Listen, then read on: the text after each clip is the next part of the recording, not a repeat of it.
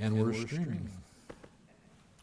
So as far as term limits go, by the way, the 3 to 7, Grace Community Church, big church, Southern California.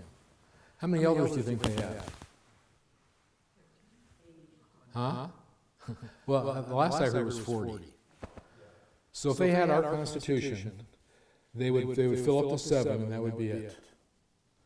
So you have to allow for growth. I believe God's going to grow our church, and we're going to become a strong congregation, stronger congregation than we are even now. So we're going to grow. We have to anticipate growth. And so if we have 20 men in the church who are qualified elders and are called by God, shouldn't they be part of the eldership? Shouldn't they be part of the leadership? Oh no, it only takes 7. See the thought behind it? As far as going down to 3, what do you do when right now we have 4 elders? Steve term limited out. Daniel term limited out. We're down to 2 elders. What do we do? In other words, we look for men, and hopefully there's men that are qualified to fill the other shoes. But let's say we're at a point where we're not. Is it better to have 2 elders that are qualified, that are leading the church, than it is to have 4 elders or 5 elders where only 2 of them are qualified? So that's the thinking behind it. And the main reason for this biblically is that I believe, the Bible teaches, the elders believe, that an elder is called by God. It's not a job in the church. It's a calling by God to lead the congregation. And God doesn't call men to a 2-year term. He calls men to a ministry. Now, we've already seen that the role of it, that an elder is a pastor and a pastor is an elder. We talked about that last time. Well, what about calling the next pastor to come in for 3 years? Move your family in and serve us, and we want you to be our pastor because we have term limits for you to serve for 3 years. He said, well, no, we wouldn't do that. He's called of God. Well, our elders are the same. They're called of God. They might be, they're not vocational elders. They're working, but they're still elders, men that are called by God to serve. And therefore, for that reason,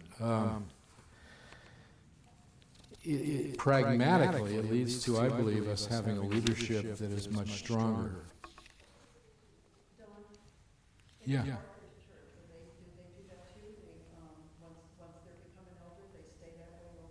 Yeah.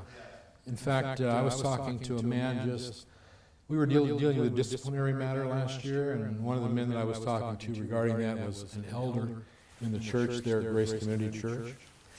And he's as old as I am. And he's been there since 1973 or 4, faithfully serving as an elder in that church.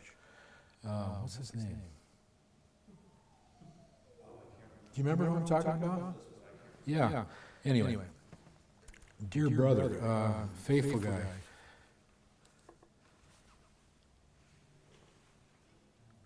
And biblically, you see John refer to himself as the elder 60 years down the road from what happened with Jesus. Yeah. And he's still the elder. Now, we're not going to find a proof text. On neither one of these amendments is there a proof text to say the elders must be a certain number, a certain percentage, or all that. So whatever we come up with, we're trying to fit in the best we can the reason for elders and to promote that reason. But first of all, I believe the Bible clearly teaches that an elder is a man who's been called by God. It's a calling. First requirement, 1 Timothy 3, Titus 1, is a man who desires the office of a leader. Where does that desire come from? It's given to him by God. Ephesians 4, 11, and 12. Somebody want to read that? You have your Bible with them?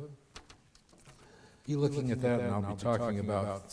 Someone look that up, and I'll look what the next one is. Our confession, 1689, 26.8 says, the officers appointed by Christ are overseers or elders and deacons. They are to be chosen and set apart by the church, called and gathered in this way. And so we see that they're overseers, they're men of God. In fact, our old Constitution actually says this. Our old Constitution says, when we're looking for an elder, we're looking for a man who's called of God, and all we're doing is affirming that calling. I can't think of the exact word of the language, but that's in our current Constitution. Recognizing the fact that men are called by God, and we're not making them called by voting on them. All we're doing is affirming the calling that God has given in their life. So it appears to be a calling to a work. It's a calling to a ministry. And the elder is the pastor is the elder, and the elders